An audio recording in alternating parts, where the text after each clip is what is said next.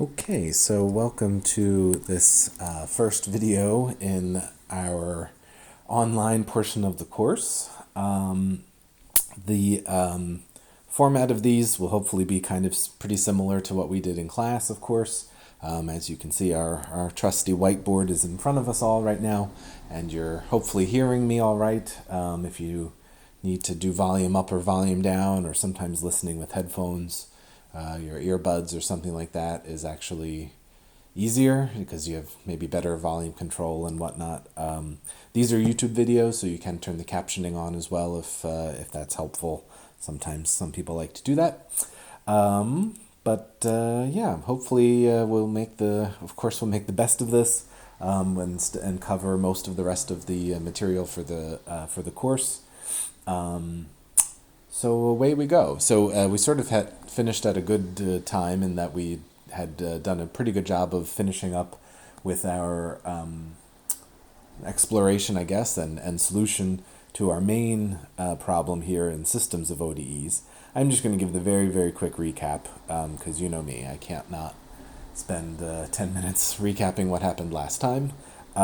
So just to put us in place for where we're going to go to in this video here, what have we of course been doing? We're solving these systems of ODEs, and in particular we've certainly been focusing on a reasonably basic version of the system of ODEs where we are solving a first order system of ODEs, so x prime, where x is a vector, of course, and we just really have been mostly focused on this problem, right? I'm just solving the one where I'm doing a simple situation here, where x just has two components, a top and a bottom. You can do x1 and x2. When it's two components, actually, some people like to do x and y. X in the top, y in the bottom. That's a little confusing because we're calling the whole thing x anyway, so I'll stick with x1 and x2. But so we have two components, and of course the matrix A is just a matrix of numbers, right? So maybe A, B, C, D or something like that, right? So we spent a good portion of our time coming up with solutions to this problem or to this question. How do I solve this system of two, right? It's two ODEs, an ODE in the top and an ODE in the bottom, where A is just a matrix of constants. And we did an awful lot of work, which I'm just going to recap for you here, which is to say that we found that if we make a guess, that, so we guessed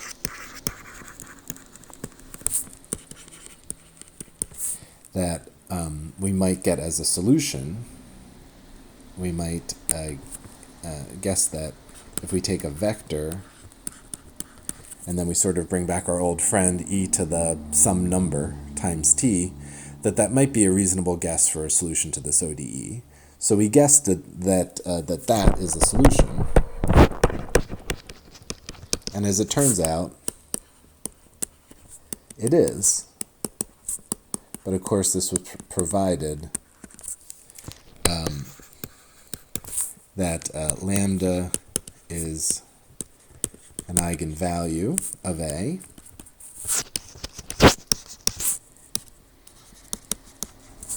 and K is its eigenvector. I guess I should say as its eigenvector. Okay, so I think we did a lot of work to do this. Obviously, I'm not going to recap this, but we remember that, of course, in doing so, or in discovering this is great because, of course, we can cut right to the chase, and as long as we can find eigenvalues and eigenvectors, which we can do pretty easily for a 2x2 matrix, this is actually a pretty simple question. However, of course, we do know that we have the three cases, and this is mostly what I wanted to remind you of,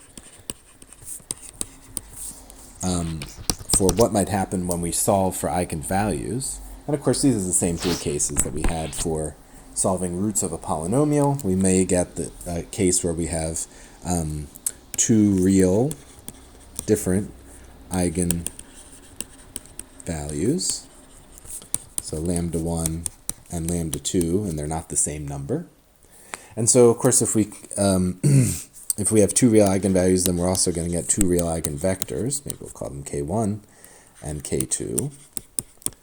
And in this case, of course, we ended up with two solutions, which was kind of great, because that's sort of what we're hoping for. One solution then, of course, is e to the lambda 1, e to the k1 lambda 1t, and then the other one is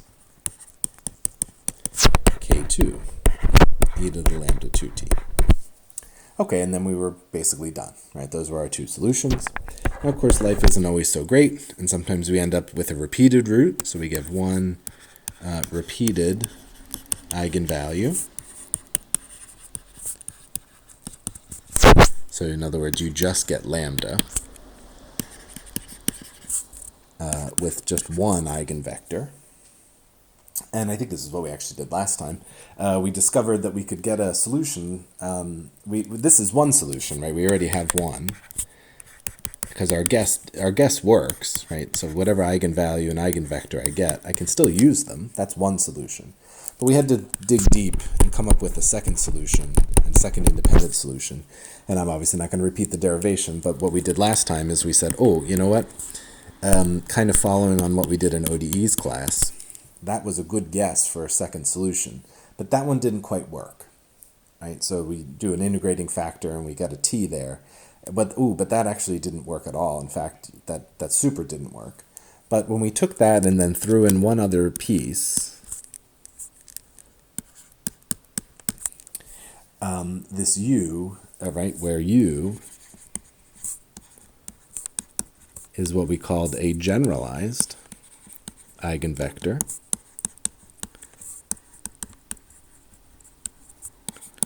for our k and lambda, then this actually was, or this does work as a second solution. And it's certainly independent because it's very different than this first one here. All right, so we get two solutions that way. All right. And then in a third case, we of course have the trig case, which is where we get lambda, we get two complex roots, complex eigenvalues. So we get lambda is a plus or minus bi, and the eigenvectors are u plus or minus vi. And of course, the usual bad thing happens, which is that while you do get solutions, they got i's all over the place, which is a hot mess. But of course, the i's can eventually be turned into trig functions. So I'll just copy down the punchline so we all have it in one place here. So we did a bunch of some crazy trig stuff, and we were able to rewrite our two solutions without any i's whatsoever. And the first one turned out to be e to the at, and then it's u cos bt minus v sine of bt. And then the second one is almost the same. We'll just sort of swap things a little bit here. So then the second one, we put v first. So v goes with cosine. And then the u, which becomes positive, goes with the sine. Okay, so we, in all three cases, of course, we can sort of, as soon as we get the eigenvalues and eigenvectors, except in this case we have to do a little bit more work to get this generalized eigenvector. But the moral of the story, at least, is that in all three cases we came up with two solutions, big X1 and big X2. And so, of course, in all three cases, the general solution is as it always has been, C1 times the first one and C2 times the second one. Right? So any number of the first one and any number of the second one. And of course, as usual, if you have initial value, you can run them through in order to solve for C1 and C2. Okay, so I think that's where we finished with last time, or whenever we last saw each other. So Great, I guess. So that's nice that we know how to do that to solve these.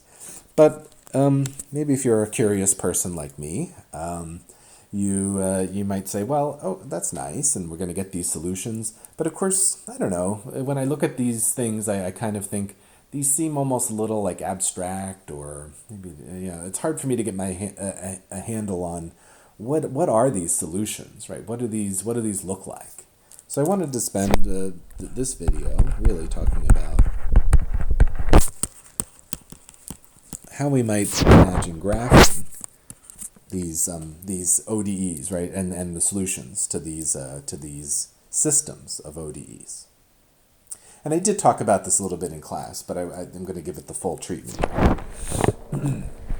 Okay, so let me say, of course, one option is to just sort of very much just go old school, right? So of course one option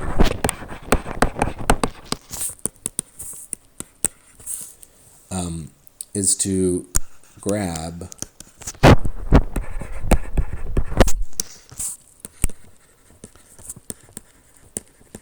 your two components, right? One in the top and one in the bottom,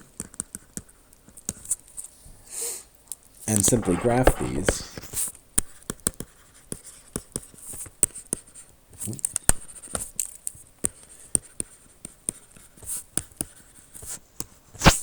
these are just regular functions versus time.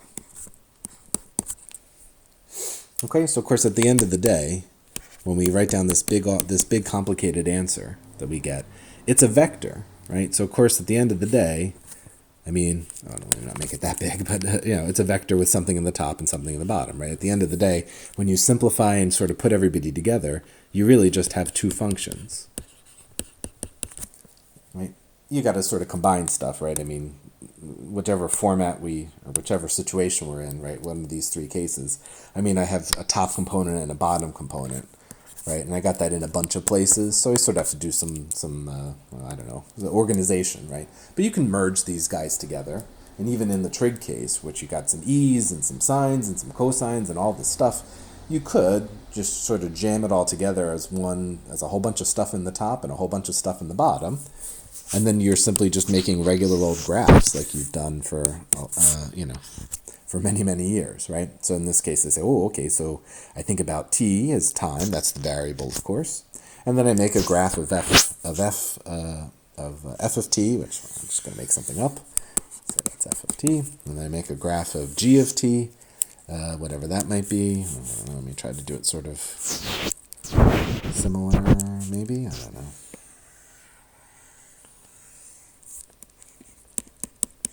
Okay, whatever, right?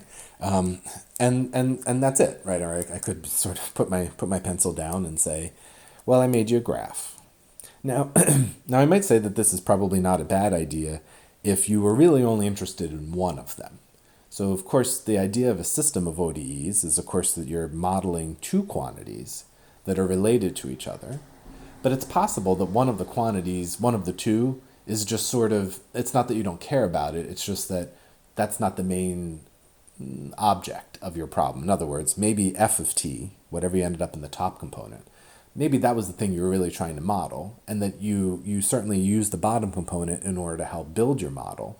But at the end of the day, maybe you don't really care that much about g of t. Okay, in which case, probably sure, let's not reinvent the wheel here.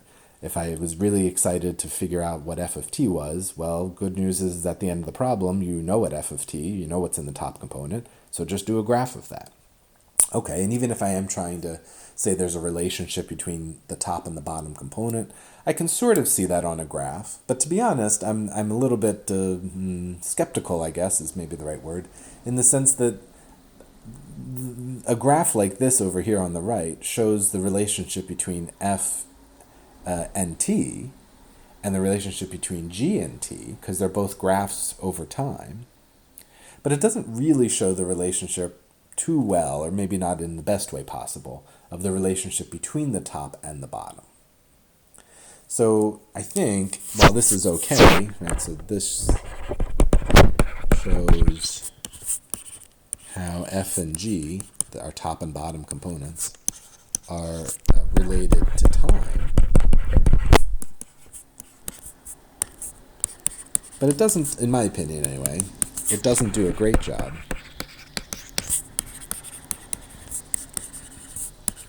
of showing the relationship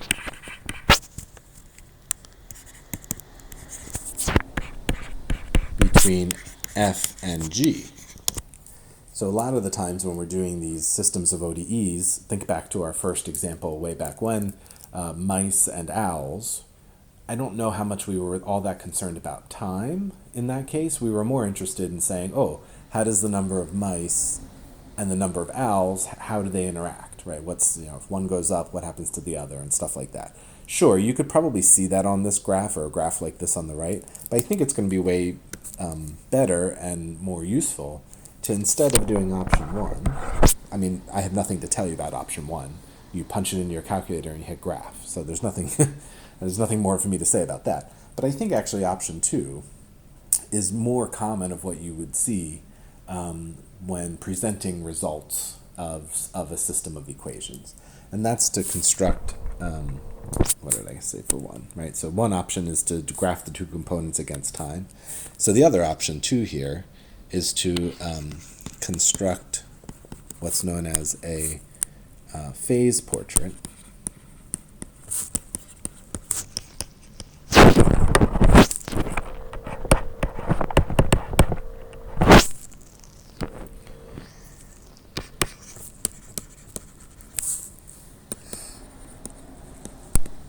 And this is going to better show the relationship between the two components, which I guess I shouldn't really use F and G, so let me go back to our usual notation, x1 and x2.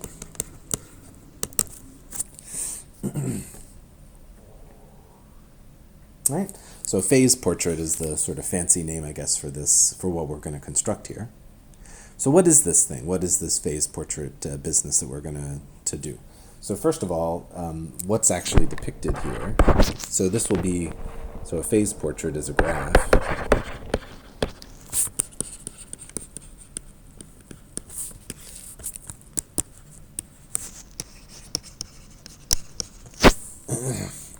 Where we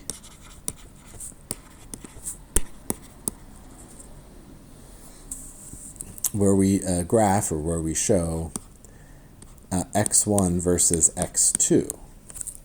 Okay, so it's not the case that we're going to be doing a t-axis anymore. Instead, when we do a phase portrait, we're going to be thinking about making a graph where x1 is on the x-axis and x2 is on the y-axis. Again, which is why sometimes people like to use x and y, but anyway, we'll stick with x1 and x2. And so what is that I'm actually going to graph here is that we're going to make a graph.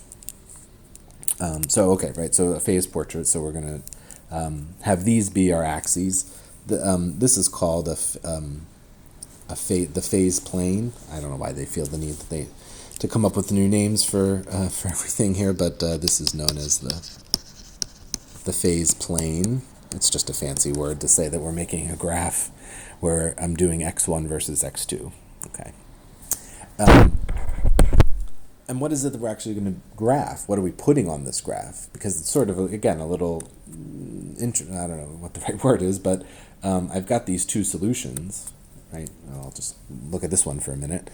I have a top component and a bottom component, and it's got whatever. Maybe it's got trig and e in it, like these guys would, and some numbers and all this other stuff. So what is it I'm actually going to be plotting here? Well, if you've already solved it, obviously you could actually plot points from your solution.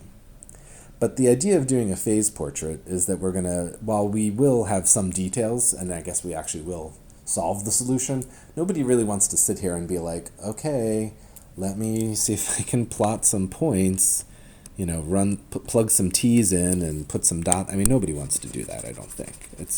You could, I guess, right? That would be sort of the ultimate phase portrait. But we're going to cheat here a little bit and just actually and just draw a sketch. And what is it that we're actually going to draw a sketch of is we're actually just going to draw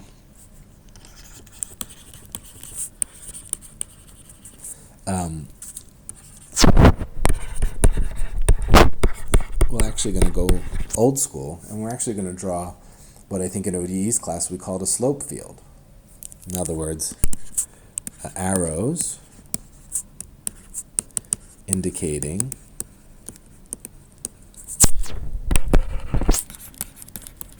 the flow, you could say, or direction of the ODE. Okay, so when we make this phase portrait, while we are going to actually probably do it at the end of the problem, so you will have actually you will have solved the ODE in all likelihood, so you'll have the actual solution. But graphing the actual solution is rather painful. You're going to have to say, okay, let me plug in some t's, put some dots down. I guess I'm going to connect the dots based on hope, I suppose. What's actually going to be easier and more informative is to do sort of the grown-up equivalent, or the 2D equivalent, of the old slope field that we did way back in ODE's class, where we're just going to put a bunch of arrows to indicate, well, what direction or what flow is the ODE pushing in?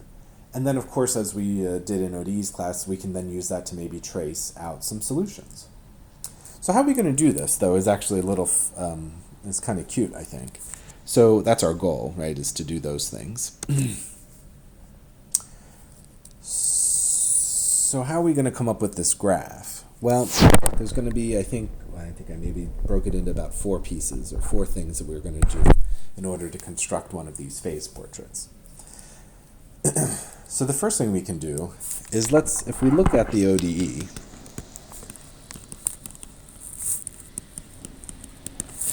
right, which of course just says this, right? It says, I'll do this in vector form, right? So it says x1 prime, x2 prime is whatever the matrix is, A, B, C, D, x1, x2, right? Okay, so that's what the ODE says. Now notice, what is this actually telling me? Well, of course I could do the matrix multiplying here, so let me just write this out as the 2 equations that it actually represents, which of course are these 2.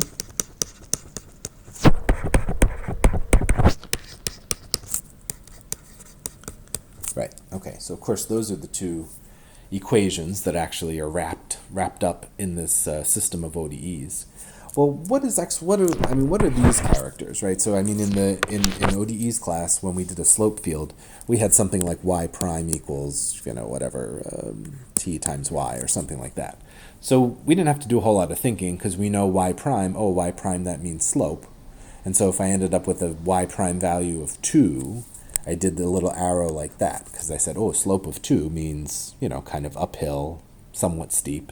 Whereas if I got a y prime of negative 1/2, I probably did a little arrow like that.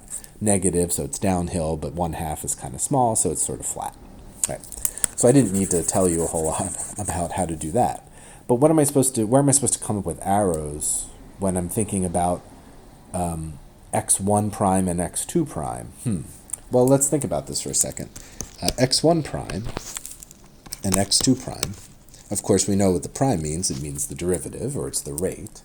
But remember, I'm making a graph. Maybe I should put this, just a little reference picture down here somewhere, right? I'm graphing x1 versus x2.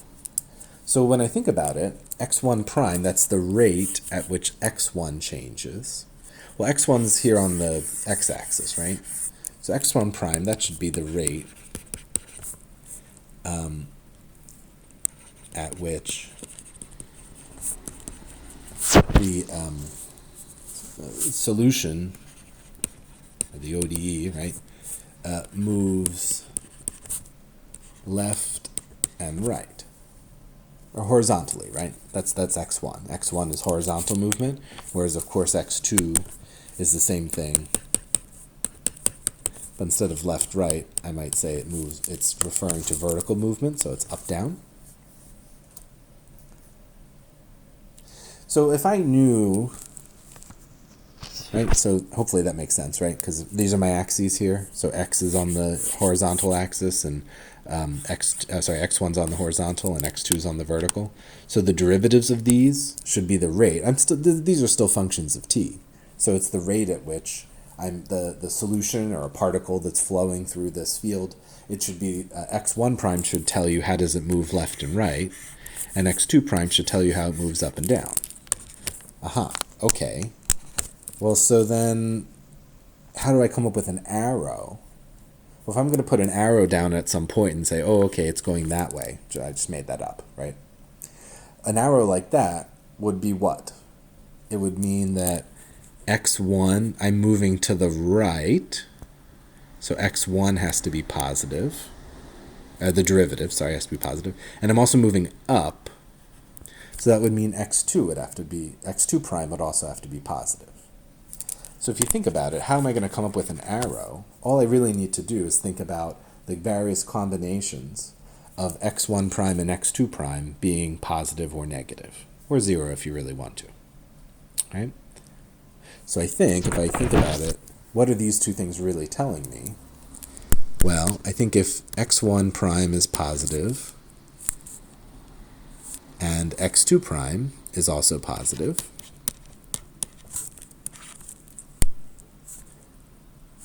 right, then I'm in a situation where I'm moving to the right and I'm moving up, so that would be the arrow I would draw. Okay, similarly, of course, I could have that x1 prime is positive and x2 prime is negative, which would mean I'm still going to the right, but now I'm going downhill. So, of course, that would be an arrow that looks like that. All right, and of course, we have the other combinations then, right? So x1 prime is negative, x2 prime is positive, or x2 prime is negative. Okay, so this first one would say I'm going to the left, but I'm going up. Oh, okay, left and up. That one always looks a little funny, right? Because we're not used to moving backwards. But it's possible, right? Because, of course, I'm graphing x1 versus x2. I'm not graphing these with I have no t-axis anymore. So it's possible to, in some sense, move backwards, I guess you might say. In this one, let's say I'm moving left and down. Oh, left and down means that. All right? So hopefully that makes sense, right? That when I'm going to go down here and start putting a bunch of arrows all over the place down here, I'm really asking, or it'd be great if I could get a handle on what does the ODE tell me about x1 prime and x2 prime. Oh, hello. Well, at any point, right, I'll just make up a number here, 2, 1. Right. Do I know details about x1 prime and x2 prime at 2, 1? Well, sure I do. The ODE itself tells you x1 prime is a times, in this case, 2, plus b times, in this case, 1. Now, of course, I'd have to know what a and b are, but assuming I do, I would know what number x1 prime is equal to. And I really am mostly just caring about is it positive or negative. And then obviously ditto for x2 prime. So the ODE itself is actually, and we did this too. I mean, I'm just giving you the 2D version of the speech that we did in ODE's class, right? But right, in order to know what arrow to put, which of these 4 arrows over here I'm supposed to pick, the ODE itself tells you everything you need to know about any point that you might be interested in. Well, but a minute ago he said we're not going to plot points because that's a pain in the ass. Agreed. That is probably not a great way to have to do this. So let's be a little bit clever here. The only thing I actually, for the most part, care about is, are these positive or negative? So anytime we've ever thought about math and thought, oh, I want to know just really the difference between, or where is this positive versus negative, it's actually more useful to ask the question, where is it 0? Because, of course, if I can identify where something is 0, then the behavior on one side, it'll be positive on one side and negative on the other. So the strategy for how we're actually going to fill this in is we're actually going to take these two guys. So I'm just going to copy this down, right? So basically take the system of ODEs, and I'm going to set them equal to 0.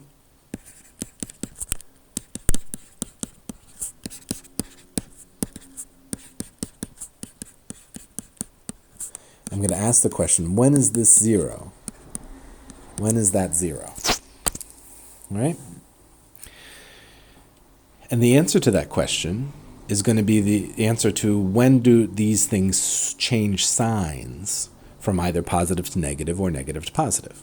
So in order for me to come up with a clever way to do this graphing, I'm really, if I can identify where these are equal to 0, those are going to sort of be my boundaries. And of course, what's the solution to these? These are going to generate two lines. For each of these are just regular lines that we're going to get, right? Lines in for x1 and x2. So we will get two lines. Well, those we're going to put on our graph. I'm just going to make up some lines for now. Sorry. There we go. We're going to get two lines, one for the first one, one for the second one. And these two lines will act as boundaries.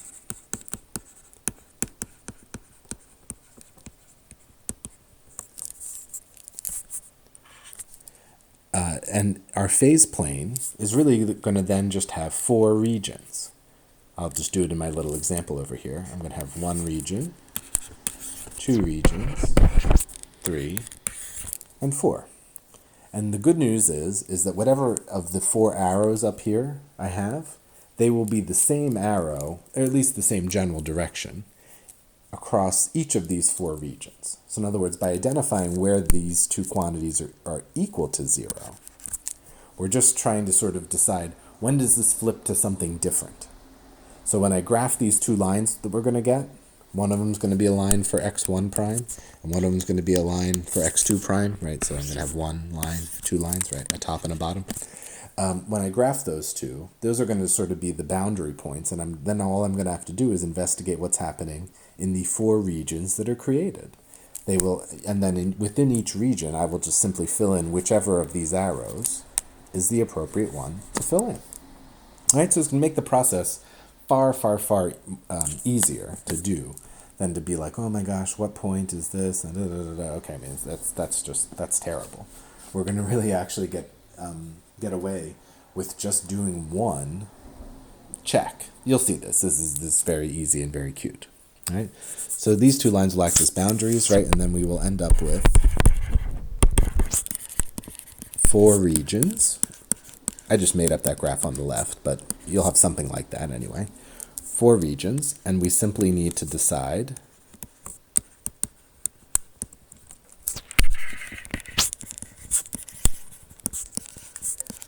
which arrow goes in each. And spoiler alert, the 4 arrows that you have, one of them is going to go in each. In other words, you're going to have these 4 arrows up here, these guys, right? Those 4 arrows up here. You're going to have them in those 4 regions. So you'll have one of each is what I'm trying to say. All right? So that's how we're going to get started. Now, that's sort of not the end of the story yet. We're going to put these boundary lines in. We're going to identify arrow behavior in each of the 4 regions. All right. So that's sort of like doing the arrows that we did in a slope field. But there's a little more to this story. So that's one thing we're going to do. Obviously, I'm going to do an example of this, but let me get it all out in front of us. So one thing that's probably the first thing we'll do is we'll do that. A second thing that's actually going to be useful for us to do is if we've solved this already. I guess if we haven't solved it, we're pretty much going to do one and then stop. Okay. But we're going to have solved these things because, of course, they're not actually that hard to solve. So if we have, one other thing that it's going to be cute to put in our picture is we're also going to graph the real eigenvectors. We're going to go in both directions. In other words, when we put down the vector 1, 2, if that's the eigenvector, we're going to go up, we're going to go over to 1, 2, but then we're also going to go the other way, go backwards, right? Because, of course, if we have negative multiples of a vector, that flips it 180 degrees around. So again, I'll show you this, right? So we're going if you solved it and you have the eigenvectors and you have real eigenvectors, which of course in 2 of the 3 cases, I have real eigenvectors. If I have complex, I'm not going to be able to do anything with the eigenvectors. But in the other 2 cases, you have 1 or 2 eigenvectors. So put them in, all right? And then also,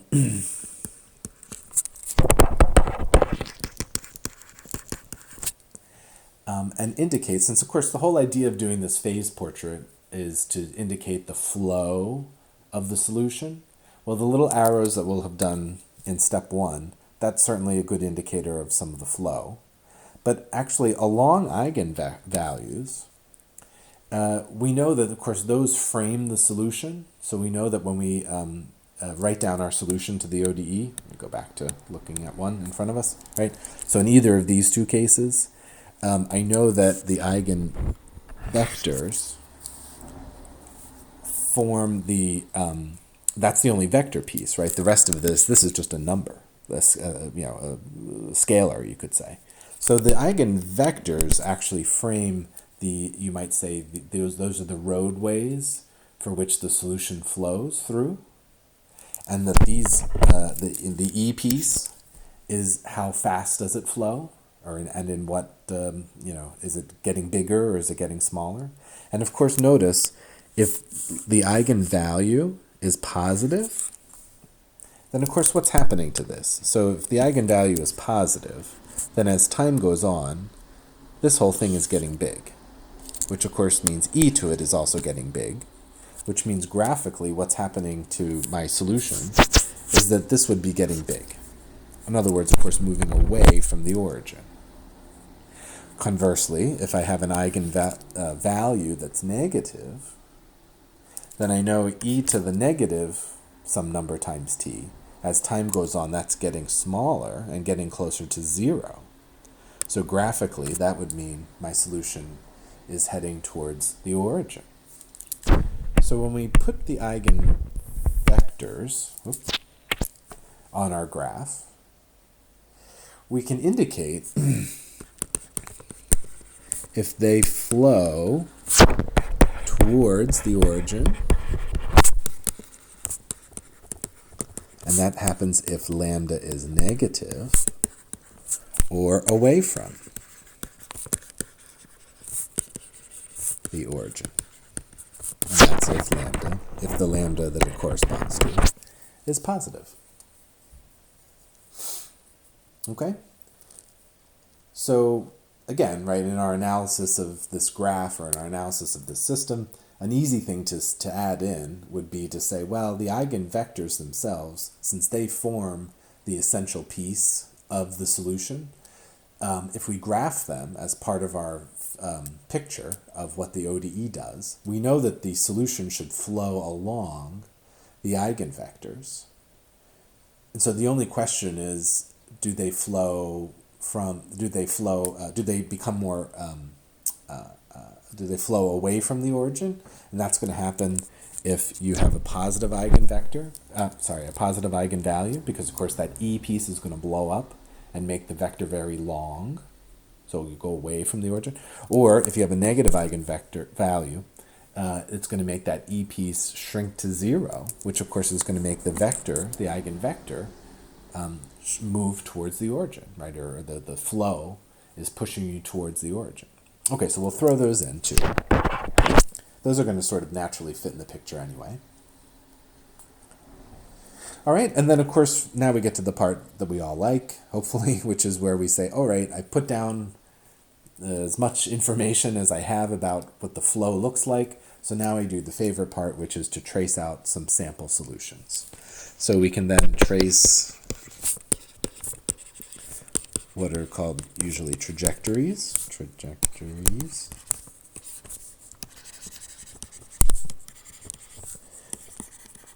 where we choose some initial points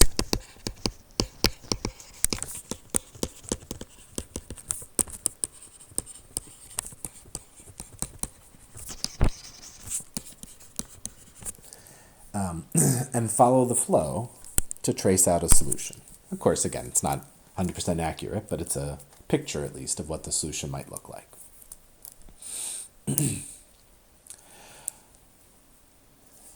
Okay, so and so we'll do those, right? And then, of course, if once we have a nice picture, we can answer some reasonable questions like what's happening as time goes on and so on like that. So I'll just one more comment and then we'll do an example here. So with the picture complete, with the phase portrait complete,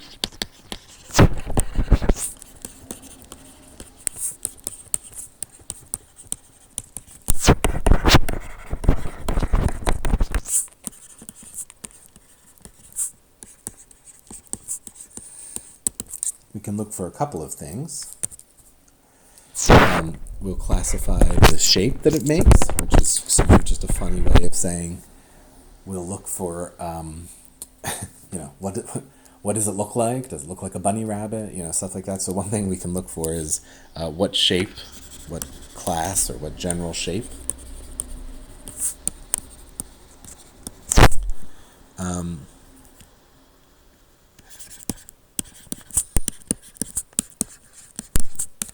Does it look like? So we'll have some cute names for those. They're not really actually that cute, but we'll have some names for those. And we can also look for a question of stability. So stability is usually a term that gets thrown around. And in its simplest format, I'm going to give it to you here. So we can look for the general shape, and we can also ask the question, what's happening as time goes to infinity? That's our usual favorite question to do at the end. And we're going to end up with one of three answers. So I'm going to squeeze this in here. So I think I can probably just, I'll come under here, I guess. I'll do it over here.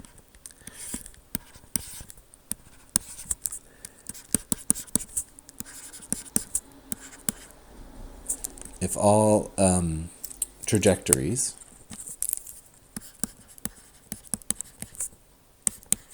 I can't fit it in, sorry. Let me just go to another slide. Just keep going, though. Maybe I'll do like a, numbers under this kind of thing, right? Okay, let me just... if all trajectories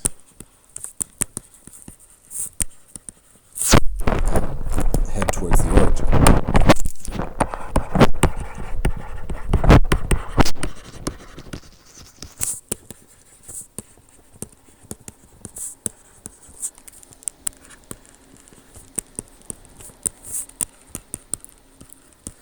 then we will say that the ODE is stable.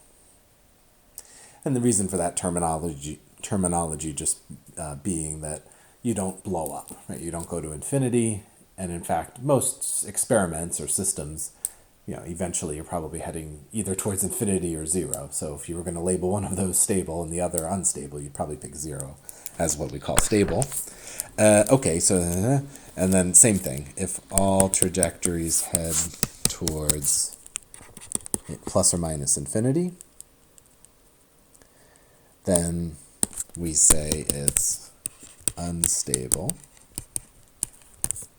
So not surprisingly. So when we look at our phase portrait, if we're saying, okay, no matter where you start, you're heading towards either plus or minus infinity in both components. Okay, in other words, you're streaking out, to the edges of the graph, basically. And then, of course, we have the awkward third case, which is that it's neither of these two. Right? So if some solutions, or some trajectories, just do singular here, if some trajectory does not go to plus or minus infinity,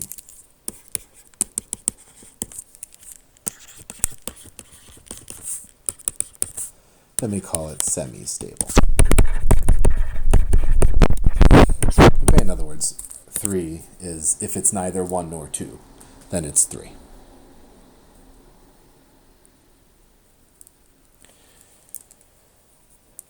Okay, so so we can do a nice little classification here at the end with, again, some cute names, which I'll introduce to you, and then also a declaration of, is it stable, unstable, or semi-stable. All right, so let's at least do one in this video, and I'll do some other examples in the next one just to break it up a little bit. All right, so let's try one from top to bottom here, so we get a sense of what you'll be expected to be able to do. So let's look at a nice reasonable ODE here. 1, 1, 4, 1. Okay. Oops.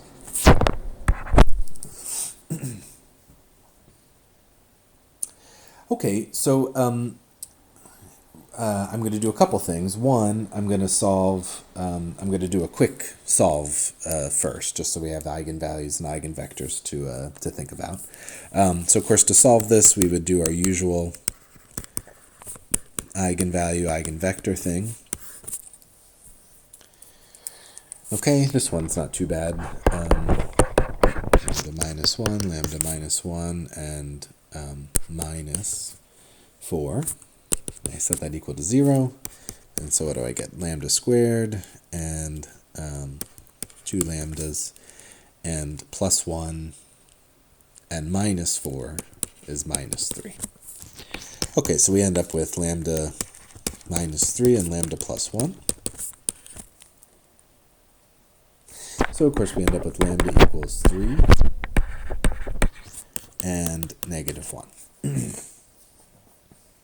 Okay, I'll spare you the details, right? But when you do the eigenvectors for these, I'm just going to tell you what they are.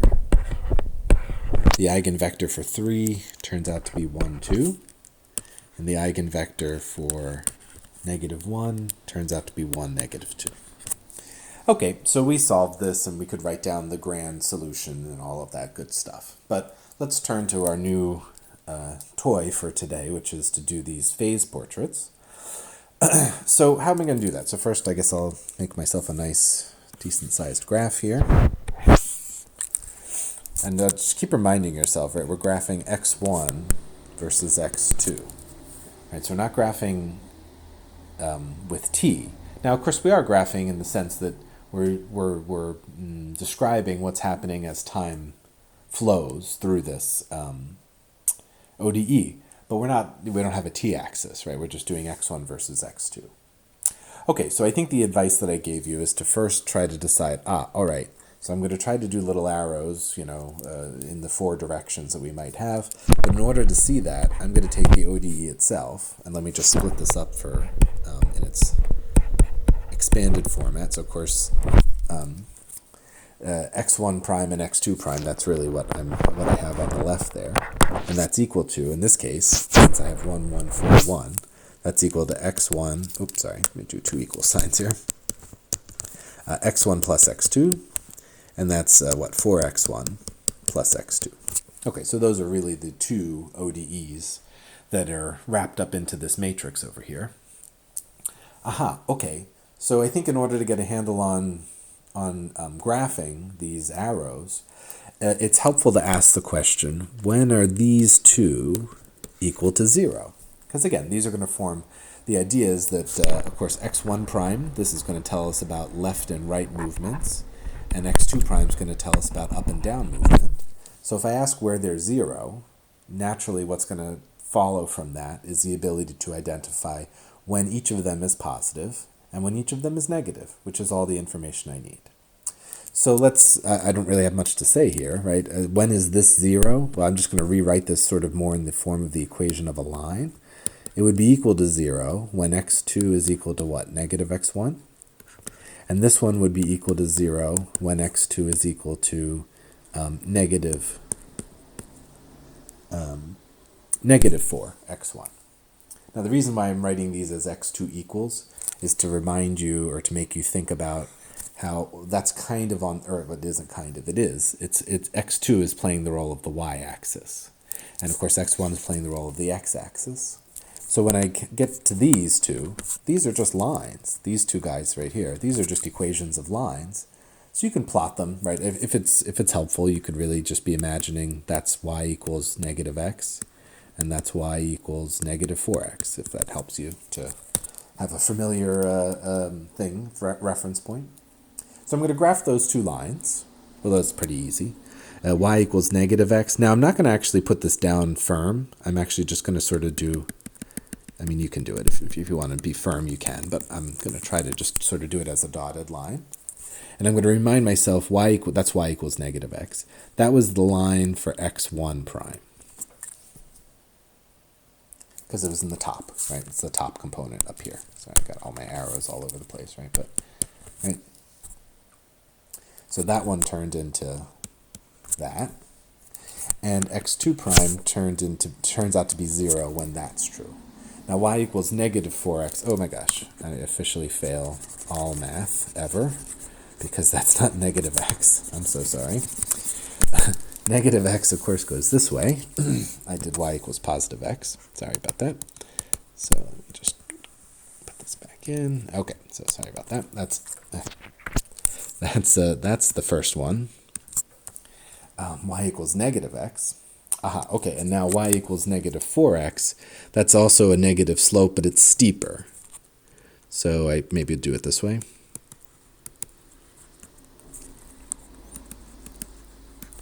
Sorry. When I dot this, it advances. There we go. Okay, all right. And that's for x2 prime. That's the second equation. All right, so we got our two guidelines. That's why I sort of tried to do them dotted, because these aren't actually part of the graph of the solution. They're just sort of little guidelines so that I can draw the graph, draw the phase portrait more easily. Okay, now I'm going to do the very advanced thing right now, so just hold on to yourselves, right? The only thing I need to do in order to get the information I need is to simply ask myself and answer the question, is x1 prime, so these two dotted lines I drew in, that's where x1 prime is equal to 0, and that's where x2 prime is equal to 0, which means that, let me look at the x1, the first line here. On this side, on one side of the line, I'll do this really big and then I'll erase it, but on that side of the line, x1 prime will either be positive or negative, and on this side of the line, x1 prime will either be positive or negative. It'll be the other one, right? If it was positive over here, it's negative over here, or vice versa, right? Because of course, remember, the I don't want to say magic, right? But the benefit of plotting where is it equal to 0 means that that's the switchover point, right? Or in other words, that little dotted line we put in, that's where you will switch from either being positive to negative or negative to positive. So I will not have a switchover, though, within these two big circles I drew, because there's no place where it's equal to 0, right? So you can't become positive to negative or negative to positive without being 0 in between, right? Obviously, it's the same story for x2 prime. So if I think about it, what I really actually just need to do, I'm just going to make up a point that's sort of clearly not on either line, and probably pick one that's on an axis because it's easy. So I don't know what that point is. I'll call it 3, 0 just for funsies. So at 3, 0. Now again, remember 3, 0 means x1 is 3 and x2 is 0. Aha, well if I go back up to the ODE, which is right here, I can tell you exactly how much x1 prime and x2 prime would be at the point 3, 0. In fact, what would it be? So at 3, 0, x1 prime would be 3, and x2 prime would be 12. So at the point 3, 0, which again, I just made that up, right? But at the point 3, 0, both of these are positive, right? x1 prime is positive, and x2 prime is also positive. Now, I'm going to, just because I'm writing little notes for myself, I'm going to write POS, or you could draw a little plus sign if you want, but I'll say x1 is positive in this direction, right? So 3, 0 being a point that's what I might say above, or above and to the right of the line. So the boundary line there is splitting positive versus negative. So the answer is, since I plugged this in and I got that x1 was positive, I'm going to denote that either with a plus sign or with the POS there to say on that side it's going to be positive. And by default, that means on the other side, it's negative. If you don't believe me, you could try, right? If I do negative 3, 0, of course, well, you can see, right? Negative 3, 0 is going to make that negative, right? Okay? So you could either do that or just trust, of course, that if it's positive on one side, it has to be negative on the other. Ditto for x2 prime. So we already did it, right? But if I plug 3, 0 into x2 prime, I get a positive number, which means on this side, since 3, 0 is on this side of that line, that must be the positive side. And this must then be the negative side. Okay, so I'm going to just erase my 3, 0 because that's not really part of my graph. It was just a tool. Well, now I claim I have all the information I need in order to put some nice big arrows in this graph, because I've now fully described all four regions. Again, I'll do them big here, but I have one big region there. I got a sort of a skinny wedge region there. I got another big region here, and I got another skinny wedge region here, right? But in those four zones, I have all the information that I need in order to decide what kind of arrow goes in these regions. So I'll start up here. I'll start over here. Over here, let's see, I'm above this first dotted line, which means I'm x1 prime is positive, and I'm to the right of this line, which means x2 prime is also positive. So what does an arrow look like? An arrow look like that has both of them positive? Well, it would mean I should be going to the right, and I should be going up. So I'm just going to draw sort of a big one in the middle here, up and to the right.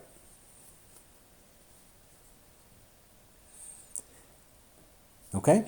And you know that anywhere in this region, right, anywhere over here, you will have an up and to the right arrow. Now, obviously, the arrow bends a little bit, and sometimes instead of that one, it's maybe more like, that one, or maybe it's more like that one, right? So you have various versions of the arrow. But let's just put one big one in there just for now. Okay, I'm going to do the same thing in the other regions. So the other big region over here, this one, notice I'm on the negative side of both lines. So this is the arrow that goes down and to the left, negative and negative. Okay, and then the other two regions, I suppose I should think for a minute here. So let me do the one that's down here first. If I'm down here, let's see. So now x1 is negative, which means I'm moving left. But x2 is positive, which means I'm moving up. Okay, so up and to the left, up and to the left. Oh, okay, I know how to do that. Up and to the left would be this way.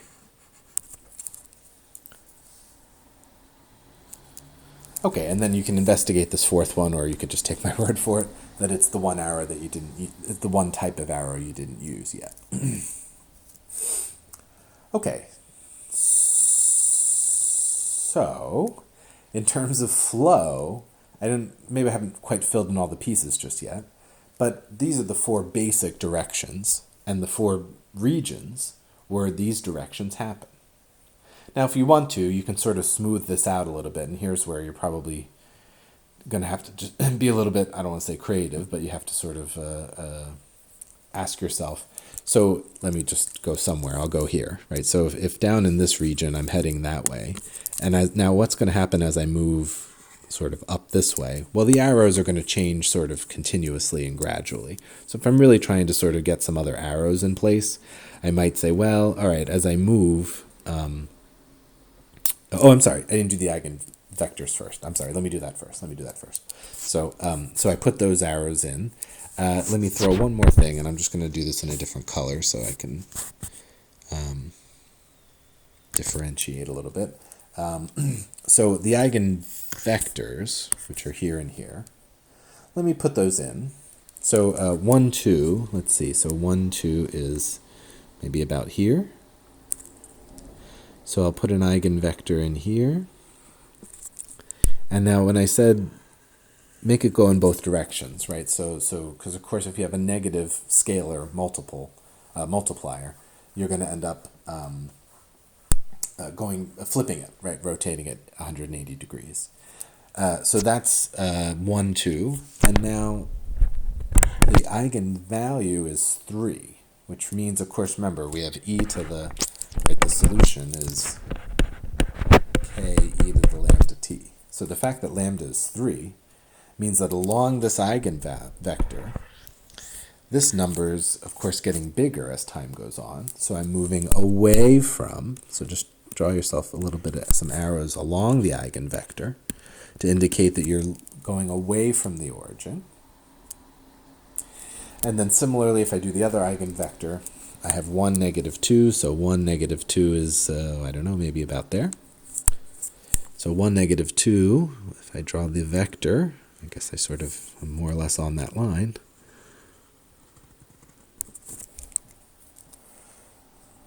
And this is a negative eigenvalue, which means, of course, if lambda is negative, then it's causing this to become smaller as time goes on.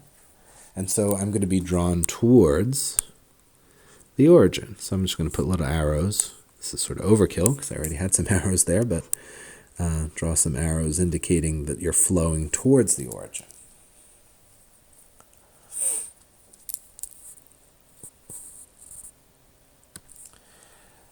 Okay, so now I'll go back to red for a second here. So now is where you can do, if you want, you can do a little bit of smoothing. So now just sort of use your common sense here and say, aha, all right. So these arrows that I've drawn in, they represent wind currents or water currents or whatever you want to call this. And so if you want to put a few more arrows in, sort of in the, I sort of have some gaping spaces that are not quite filled in. Just use your sort of common sense of asking yourself, well, how is the flow changing as I run through this? Well, of course, maybe I'll think about down here for a minute. So these arrows are all supposed to be up and to the right. Right. So as I move right along in this region over here, I might say, well, what's happening as I move sort of more towards more down here? Well, eventually, of course, I'm flowing in, is what, of course, the eigenvalue is doing here. So while I'm not doing this, right? I wouldn't. It would be wrong to say, oh, so that arrow probably does that. That's not true, because remember, in this region, I have to be up and to the right. All right. But maybe it's bending a little bit. It's possible. Actually, this is probably a good one to just sort of leave as is. But if you want to sketch a few more arrows in, right? Either if you have some reasonable flow, maybe just make a reasonable guess as to what the arrows might be doing.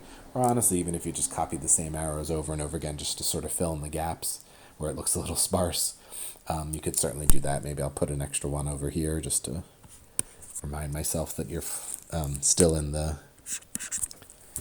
that sort of zone. All right. So once you think you sort of have a reasonable amount of arrow coverage, you can then put in some trajectories, as we call them. So let me do that in orange, maybe. So for trajectories, I might just be asking myself, well, if I put my pen down somewhere and follow the arrows that I see, this will trace out a solution. Okay. All right, so I'll just choose, I'll choose a variety of starting points and we'll see what we end up with. So, I don't know, I'm sort of attracted to maybe starting somewhere around there. Now these arrows are of course drawing us in to the origin. But of course as I get closer to the origin, or maybe I should say if I start sort of away from the origin, maybe sort of over here, these, of course, are going, well, not really to the left, I guess, but these are more so going out. So I'll start one over here. In this case, the flow is out. Same would be true here. And here. Oh, a little guy on the end there.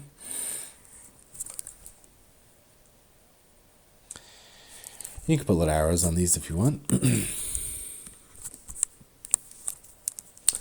Similarly, I guess if I come over here to the left here and I start sort of to the left of this, I flow, instead of up and to the right, I'm going to flow down and to the left. If I start over here, I'm going to go out. Same thing here. And even here. I'll throw a couple more orange ones in this little cone here. Of course, in here, I am going down into the, getting drawn towards the origin. Now, of course, I guess I should say, right, the arrows going down and to the right. If I cross over, though, I am going to get picked up by these. So unless I start on the eigenvalue, maybe I should, sorry, let me take that one out for a second here. Right, if I start near, I am going to get drawn, but as soon as I cross over here, I'm going to probably join up with one of these. Okay. Now, if I start right on an eigenvector, yes, I will go into the origin. Or if I start along this eigenvector, I will go into the origin. Okay? But if you start near, right, nearby, sure, you're going to flow. Let me sort of reroute this guy a little bit here. Well, that guy was probably all right. Yeah. So what's the kind of picture, what's the general shape that we get from this? So I'll clean this picture up and give you a more reasonable one without a whole bunch of stuff in it. But the idea here is if you just sort of squint at this for a minute and just look mostly at the orange, where does this seem to be flowing, or where, what's this ODE seem to be doing? Well, for the most part, unless I start on an eigenvector, and in particular on this eigenvector, where those I will flow towards the origin, everybody else, even if I move towards the origin for a little while, is eventually going to get, right, even somebody like this, which heads towards the origin, as soon as it crosses over, though, I'm going to start getting shot out towards the left. And same thing for all of these other regions. Right? So like this one will pick up and go towards, but as soon as I cross over, I'm then in this other down and to the left sort of thing. Okay? So I think if I look, maybe I'll do this, well, I can squeeze this in here, I think. So I think what's happening overall to this solution is that we might notice that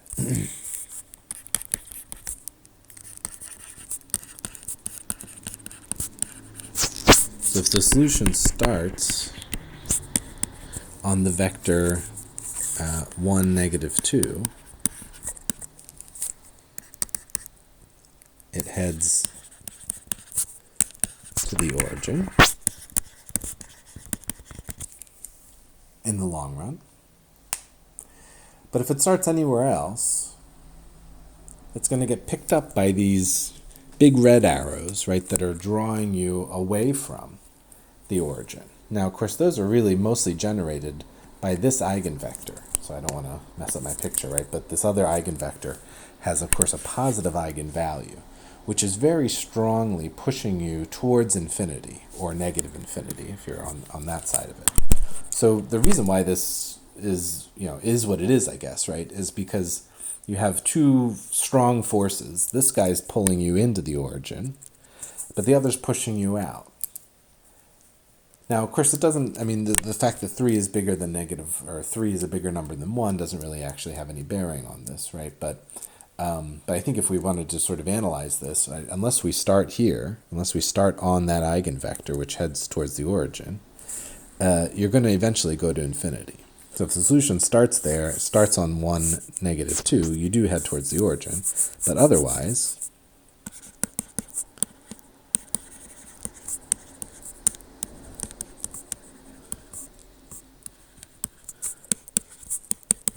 we're heading towards plus or minus infinity in all other cases.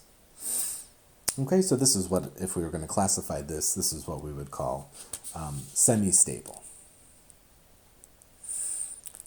All right, so I'm going to finish with just a summary of this, so that this graph got a little unwieldy after drawing probably too many things on it. So let me just summarize here and then I'll stop. So what happens when you have two real eigenvalues?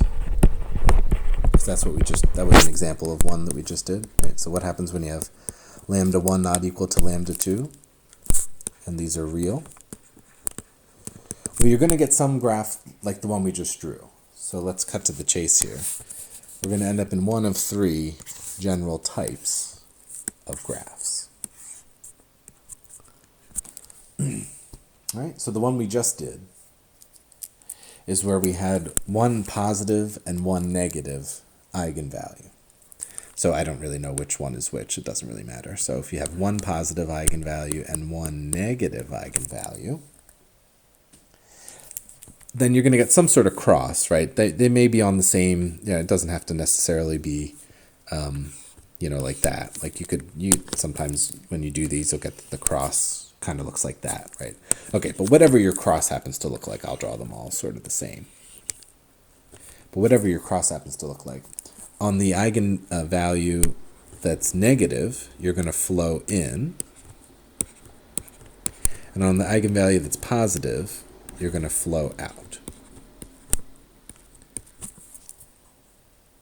So what do solutions here look like? Well, if you start on this eigen on the negative one, you do end up getting towards 0. But if you start anywhere else, even if you start close to this, you eventually get thrown out to infinity. Okay? So the idea, right, is that this is a general type of picture that you're going to end up with if you have one positive and one negative eigenvalue. So this is what we call semi-stable, because sometimes you head towards 0 and sometimes you head towards infinity. And this has a name. All of these little cute graphs have names. This is semi-stable, and this graph is called a saddle. Saddle in reference to, I think, what we did in Calc 1, a saddle point when you're doing optimization. Okay, so you might have that. Another option, again, I'm just drawing in an arbitrary cross, eigenvector cross. You might have that they're both negative. In that case, both of them flow in.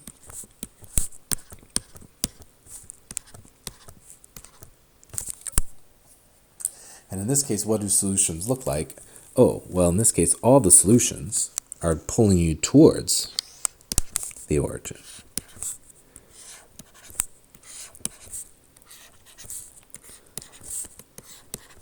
And indeed, when you draw the phase portrait, you'll see that all the arrows are actually pointing inward.